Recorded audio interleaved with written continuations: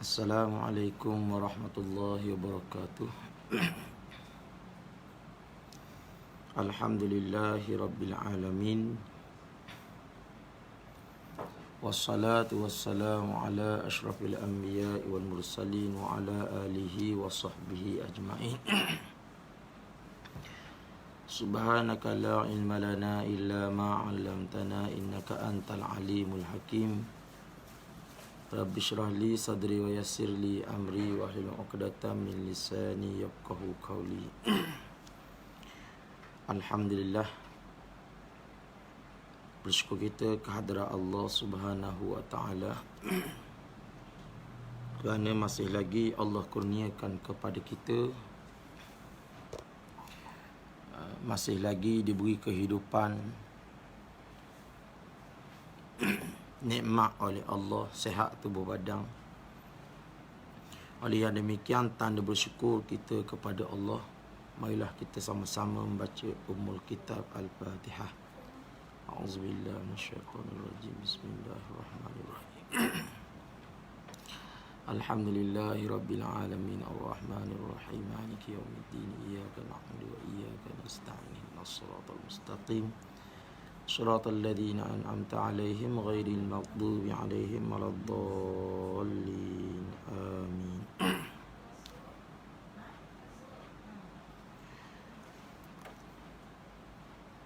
Alhamdulillah, segala puji bagi Allah, Tuhan semesta alam.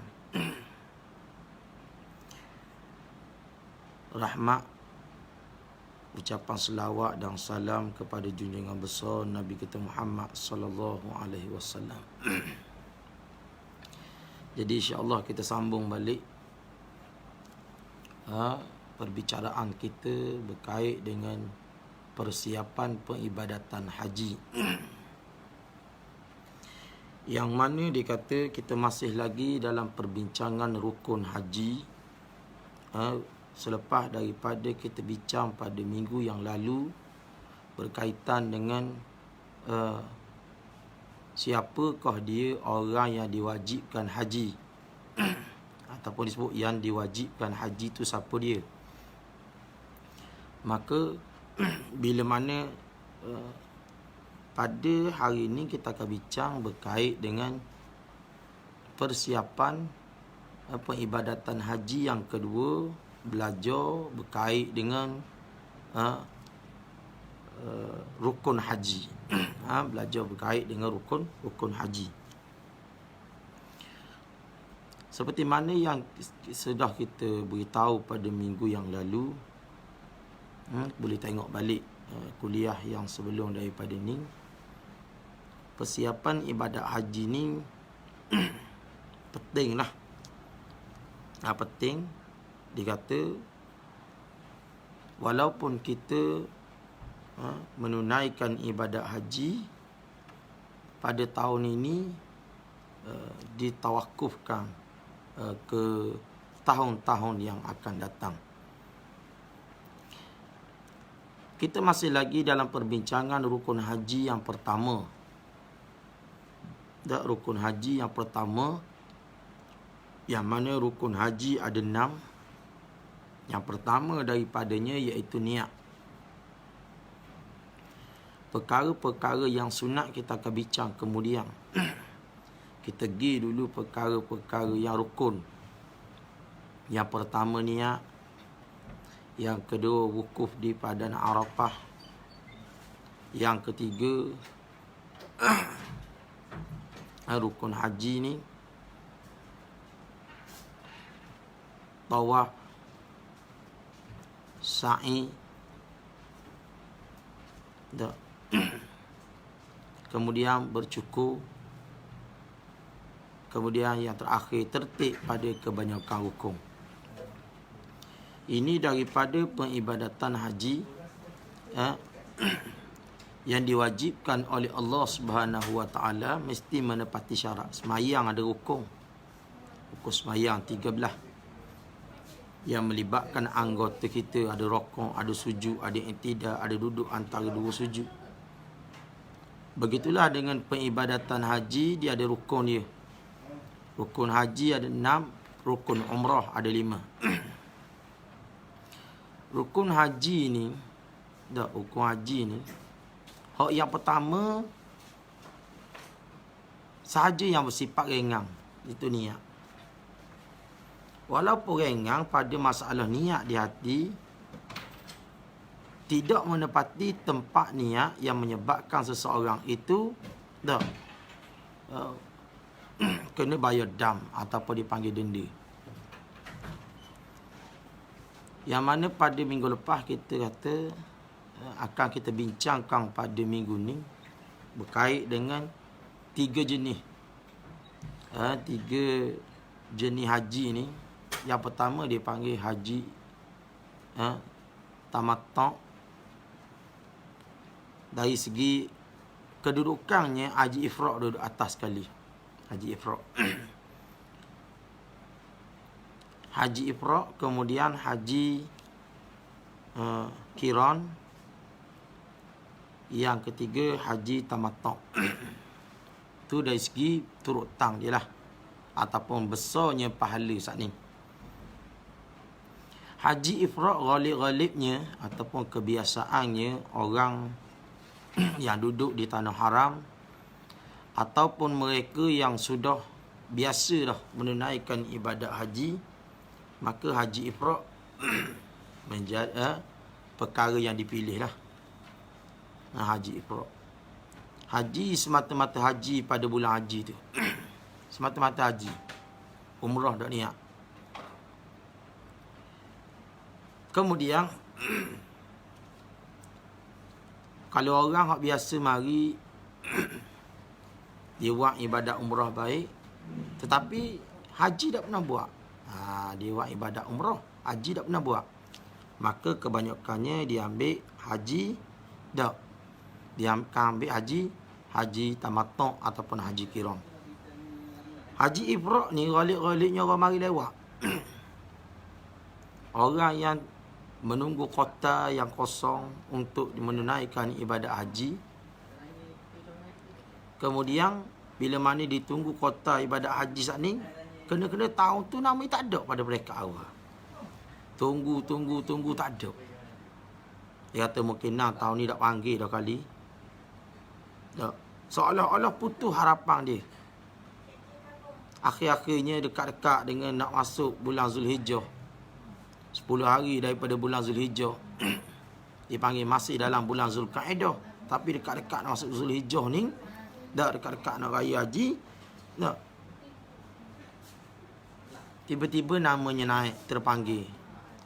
Tu daripada tabung haji, telefon, bahawasanya tahun tu dia dipilih. Kalau dia pernah pergi dah, suka dia. Dia kata, alhamdulillah, masuk lewat, balik lewat. Dia pakai gitu. Masuk lewat, balik lewat. Di Mekah lewat. Maka, dia akan balik, lewat juga. Orang pergi awal ni, macam dia buat haji tamattu', pergi awal, dia akan balik awal. Dia akan balik awal. Hak balik awal ni, ada satu kebimbangan yang berlaku. Iaitu ketika mana kesudahan ibadat haji tu pada 14, 15 dan 13, 14 dan 15. Gaduh-gaduh tu. Kemudahan bagi mereka yang melakukan ibadat haji ifrad ni, dia untung diam. Lebih-lebih lagi orang puang yang dalam keadaan haid. Bila mana mereka melakukan ibadat haji ni, ada perkara yang sakut situ, iaitu tawaf. Hak lain boleh buat belaka, tawaf tak nak buat. Orang perempuan. Kalau dia mari awal, ni jaga-jaga. Kalau dia mari lewat, untung. Sebab itu kata haji ifrad ni untung. Tak. Walaupun dia ada masa dan tempoh untuk walaupun dia ada tempoh masa untuk dia bertahallul, tetapi dia panggil sepuk-sepuk. Orang Ta'ala kata sepuk-sepuk. Dia mari buat bimbang. Dak. Yang kedua, dia kata bagi orang yang tidak bagi orang yang biasa, bila panggilan terakhir dia suka. Bagi orang yang tak biasa pergi ataupun takut nak menunaikan ibadat haji ni sebab persiapan dan sebagainya, galik-galiknya persiapan dia apa dia? Tak. Contohnya, dia belajar dah. Sesat dah kalau ikut. Kalau kau tak belajar, dia akan takut satu benda walaupun panggilan haji panggil. Yang pertama sekali baru nak belajar. Sebab tu belajar awal ni. Baru nak belajar. Kemudian dia kata, tak, budak makan lagi di rumah. Tahlil dah buat lagi. Tak. Banyak lagi tak buat, dia kata. Tu banyak lagi tak buat. Baju-baju tak simpan lagi. Padahal keadaan saat ni mudah. Dia buat payah. Tu. Panggilan untuk haji siapa dah. Tiba-tiba kerana perkara ni tak cukup, hukumnya berdosa sebenarnya. Sebab tu lah haji ni penting. Pasal nak selamat hak ni.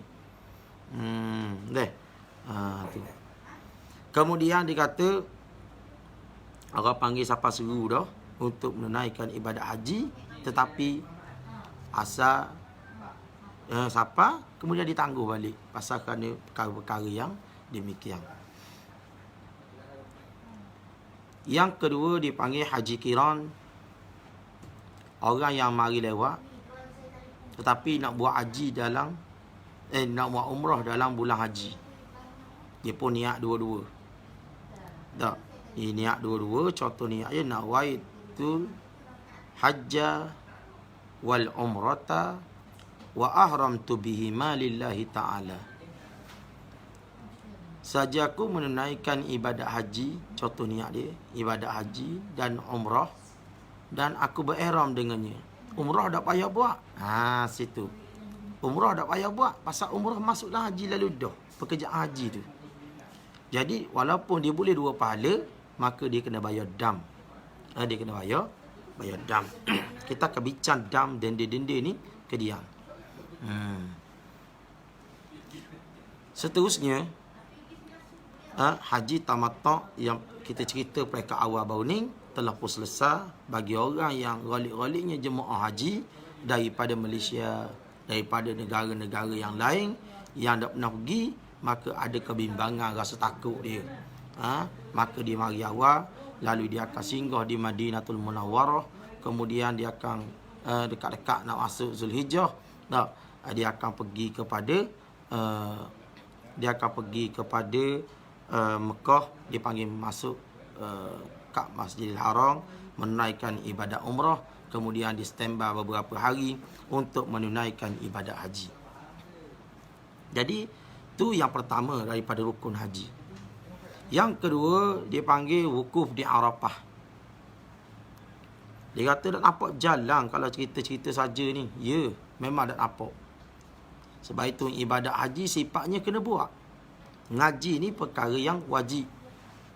Kalau kita pergi saja, kita buat hal keadaan kita tak ngaji, seolah-olah kita buat dalam keadaan teraba-raba. Dah nak pergi mana, dah nak buat benda. Tak. Kemudian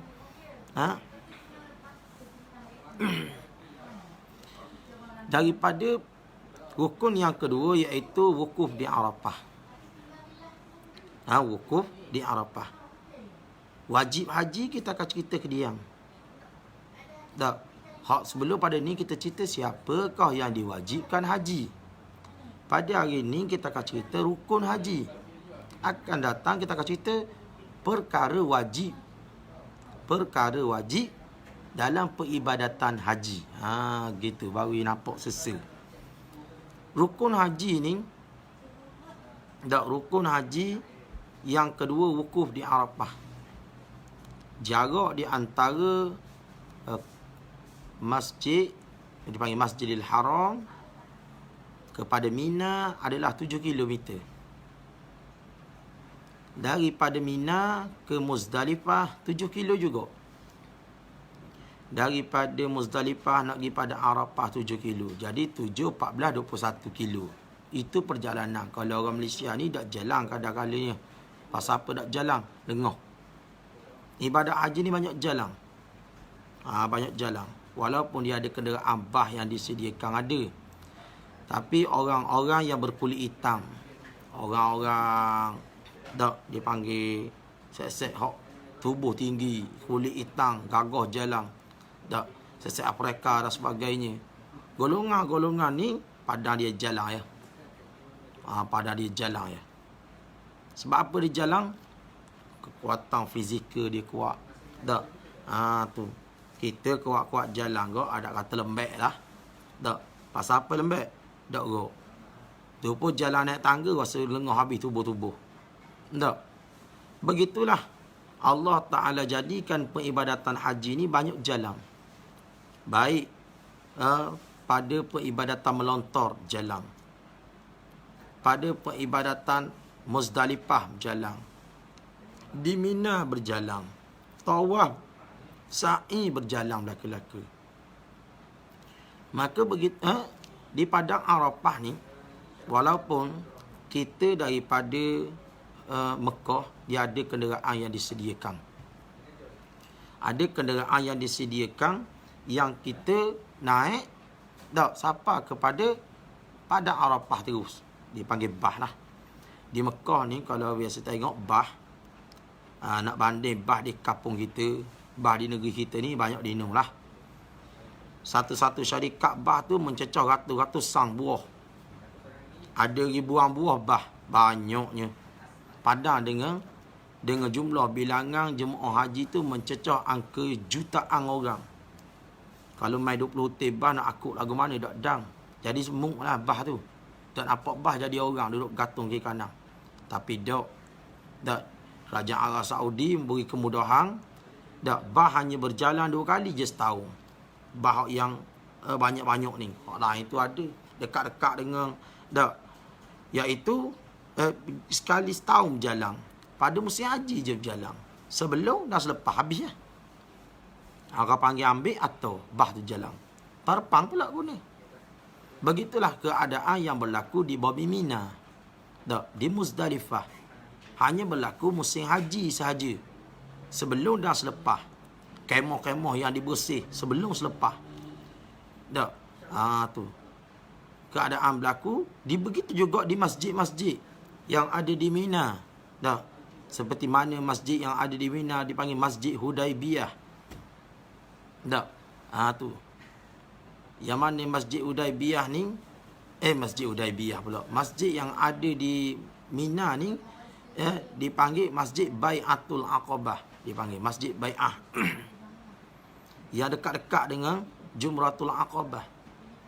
Ada masjid yang duduk dekat dengan dipanggil Jumratul Ula. Maka yang demikian, masjid-masjid ni hanya dibuka sebelum dan selepas haji saja. Hari-hari lain tak buka.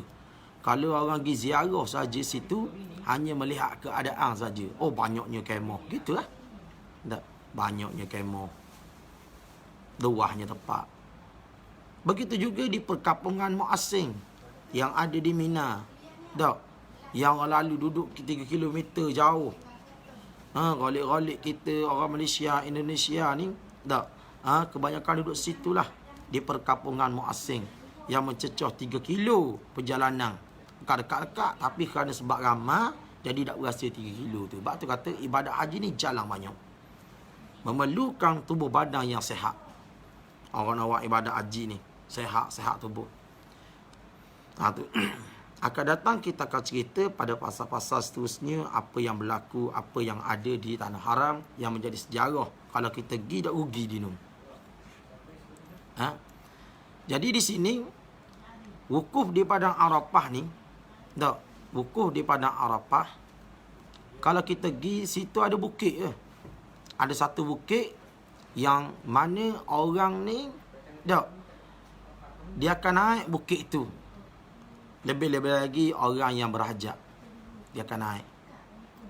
Hajat dia tu golik-goliknya nak nikah lah. Nak nikah, nak bini 2. Kalau orang lelaki, tu kalau orang puan nak temu jodoh, maka dia akan naik Bukit Jabal Rahmah. Di situ ada Bukit Jabal Rahmah. Wukuf di padang Arafah ni berlaku pada hari wukuf 9 hari bulan. Kalau kita pada haji tahun ni iaitu hari Khamis, iaitu hari wukuf. Hari wukuf ni jatuh pada hari Khamis. Wukuf di Padang Arafah. Yang mana masuknya waktu dia iaitu gelincir matahari tengah hari lepas Zuhur tu masuk. Galik-galiknya jemaah kita Malaysia ni mari sebelum pagi tu mari tolak. Kemudian dia akan duduk di situ masuk tengah hari. Maka bermulalah peribadatan wukuf itu, iaitu waktu yang mustajab doa. Ibadat haji ni kalau ikut 5 hari mustajab doa belaka-laka.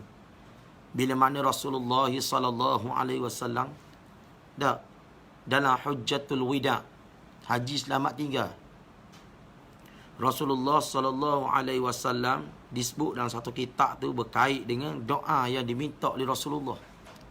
Permintaan Rasulullah ketika mana Hujjatul Wida, Rasulullah duduk di bucu bukit Jabal Rahmah tu. Di bucu bukit bawah tepi. Makna gak situ walaupun ada orang naik tapi dak ramai macam ke tengah.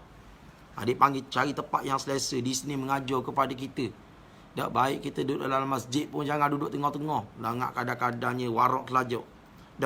Warak telajak lalu diduduk di tengah-tengah. Tu orang nak masuk pintu lalu lalang ni. Menyebabkan disakak. Maka kalau pernah dah tepat tak apa.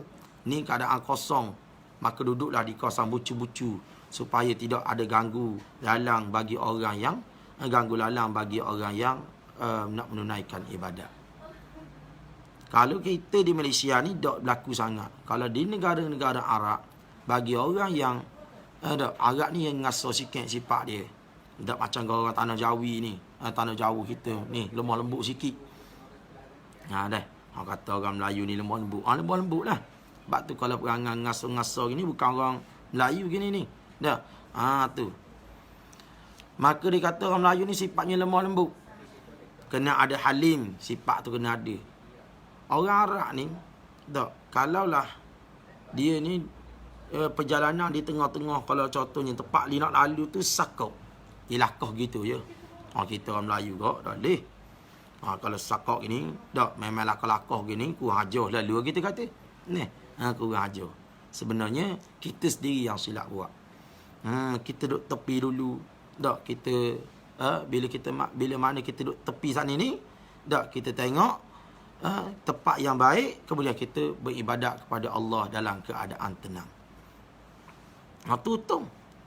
Kemudian bila mana Nabi kita Muhammad sallallahu alaihi wasallam dalam Hujjatul Wida ni, dia berdoa bermula daripada gelincir matahari. Kemudian apabila gelincir matahari, Nabi sembahyang Zuhur. Nabi sembahyang Zuhur. Lalu Nabi jamak antara Zuhur dengan Asar. Jamak. Kemudian Nabi kita Muhammad sallallahu alaihi wasallam berdoa daripada selepas pada itu, lepas pada sembahyang ni, sehinggalah yang dikata tenggelangnya matahari, ghurubus syamsi, tenggelangnya matahari sampai ke garik. Di sini mengajar kepada kita waktu yang mustajab doa, jangan lepas peluang. Jangan lepas peluang. Kemudian orang yang melakukan ibadat haji ni apabila dia tidak menyempurnakan rukun yang kedua daripada rukun haji, iaitu dipanggil wukuf, maka haji pada tahun itu tidak dikira. Contohnya gini, dia niat dah nak buat ibadat haji, ditakdir Allah Ta'ala dia ni sakit. Dia ni sakit. Sakit yang mana tidak ada langsung keupayaan untuk berjalan, tak ada kenderaan orang nak atur, tak ada orang nak tolong bawa. Kenapa maksud gitu? Iaitu bila mana dalam keadaan haji ni, masing-masing sibuk dengan keadaan dia masing-masing. Sebab itu pihak tabung haji dia syorkan ada mahram, iaitu kalau lah tok gi bawa cucu, mak gi bawa suami, isteri bawa suami, mak gi bawa anak, suami bawa isteri, gitu, makna ada mahram. Kalau orang lah ataupun orang yang sakit, supaya memudahkan perjalanan. Paling tidak dia tolong bawa dan sebagainya. Orang lain boleh, tapi kena bayar lah sikit. Kena bayar. Zaman ni zaman bayar lah ke ni. Nak tolak kursi roda bayar. Tolak kursi roda bayar. Nak tolong melontar jumrah walaupun niat niat ganti daripada melontar saat ni tu. Orang yang tidak mampu melontar, dia pergi tapi tak mampu, ataupun dia tak pergi, dia minta wakil untuk melontar dengan syarat lapar wakil dan sebagainya. Walaupun demikian lebih bayar belaka. Tapi bagaimana pula kalau lah dia ni di kalangan orang yang mahram, anak beranak, anak, cucu dan sebagainya, maka kemungkinan besar boleh selamat lagi kewangan tu. Boleh guna banyak lagi pada perkara yang lain. Kita pergi pula pada masalah wukuf saat ni. Kalaulah orang yang tidak sempurna wukuf, maknanya rukun nombor 2 tak buat, rukun pertama je buat. Lagu mana dia kena buat? Iaitu dia kata, kalaulah jatuh pada hari lain baru dia sihat, maknanya dia tak dan wukuf, maka dia kena sempurnakan hajinya dengan perjalanan umrah. Lagu mana cara dia? Iaitu dia kena tawaf, sa'i, kemudian bercukur. Ni bagi orang yang tidak menyempurnakan ibadat wukuf dengan cara yang terbaik. Sebab itu seronok belajar waktu lah boleh faham. Oh, boleh buat gitu Ya. Boleh buat gitu. Tetapi pada tahun hadapan dia berusaha untuk pergi ke negeri. Sebab haji saat ni dia panggil tak jadi haji tu. Dia tetap jadi umrah. Dari segi dam kita akan cerita ke dia. Kemudian dia kata tu ibadat wukuf. Yang ketiga tawaf dia kata. Wajib rukun haji yang ketiga iaitu tawaf. Tawaf ni menjadi rukun haji bagi siapa yang selesai daripada wukuf. Kalau tidak wukuf, nak tawaf dah lepas. Dia kena selesai dulu. Dia panggil, sebab itu rukun haji ni kena tertib. Kena tertib pada kebanyakan rukun. Kena tertib. Bila mana tawaf saat ni tu, dia ni lah dia memerlukan orang yang dalam keadaan suci berhadap cik, suci berhadap tawaf. Tawaf saja macam semayang. Kalau kita syarat sah semayang, suci hadap cik hadap syarat sah dia. Suci daripada najis pakaian dan tepak. Suci najis daripada pakaian, badan, tepak, menutup aurat. Tu. Tu tengok seakan-akan dengan semayang. Hukum dia. Ibadat tawaf gitu juga, rukun yang ketiga ni. Pakaian kena suci, jangan ada najis. Tubuh badan kena suci, jangan biar ada najis. Najis yang tiada dimaafkan lah. Bagaimana pula dengan dia panggil hadah ni, hadah kecil. Kena ada ismayang. Kat lain tak apa. Wukuf di padang Arafah tak ada ismayang tak apa. Niat tak ada ismayang tak apa. Sa'i tak ada ismayang tak apa. Cukur tak ada ismayang tak apa, dipanggil tahallul. Tapi tawaf tak boleh. Tawaf kena ada ismayang. Bila sebut pasal ismayang, mesti kena tok lalu syarat sah ambil ismayang. Dikaid pula syarat sah ismayang ada berapa. Syarat sah ismayang, perkara yang membatalkan ismayang. Walaupun di sana kebanyakannya bermazhab ataupun dipanggil bertaklid mazhab Imam Hanafi. Kebanyakan gitu. Walaupun keadaan demikian, banyak orang bertaklid. Kita nak bertaklid mazhab, kena belajar taklid dulu. Jangan kita pakai rojak keling gitu. Boleh buat gini, buat. Tak boleh buat, Tak, kita buat juga. Jangan. Taklid mazhab ni kena belajar. 2/3 daripada mazhab kena belajar. Amat nak pesan bagi mereka yang bertaklid mazhab. Taklid mazhab, nak ikut mazhab yang lain, wajib belajar dulu. Wajib tahu. Belajar makna tahu. Jangan pakai ikut orang buat. Oh, boleh buat gini. Baik melibatkan air semayang ataupun perkara yang membatalkan dia. Kalaulah kita tidak ambil hak ni, tak, nescaya ibadat kita habaq. Tak ada benda, tak ada manfaat. Sebab itu, rugilah kalau kita tak belajar perkara yang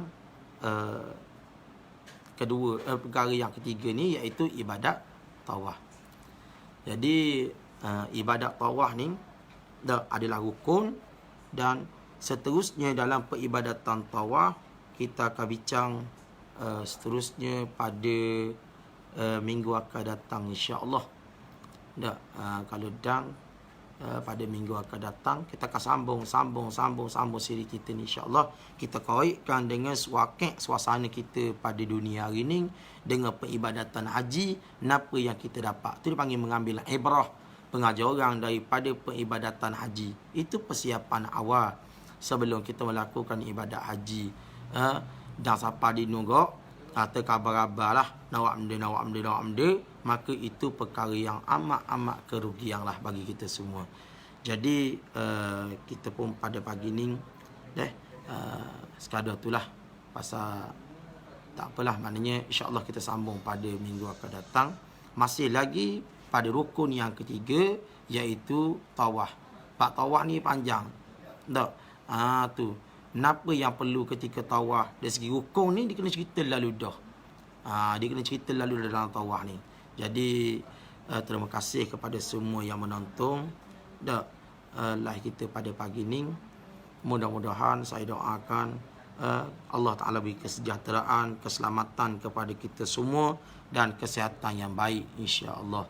Wallahu ta'ala alam. Sekiranya tersalah bahasa, terkasar ataupun tersilap faham dan sebagainya, saya minta maaf banyak. Yang baik daripada Allah Ta'ala. Segala kedhaifan, salah dan silap, itu kelemahan daripada saya sendiri. Jadi saya sudahi dengan tasbih kifarah dan suratul Asr. Subhanakallahumma bihamdi, asyhadu an la ilaha illa ant, amintu su'a wa zalamtu nafsi, astaghfiruka wa atubu ilaik. Wal 'asr innal insana lafi khusr, allazina amanu wa 'amilus shalihat wa tawasaw bil haqq wa tawasaw bis sabr. Saya tutup dengan assalamualaikum warahmatullahi wabarakatuh.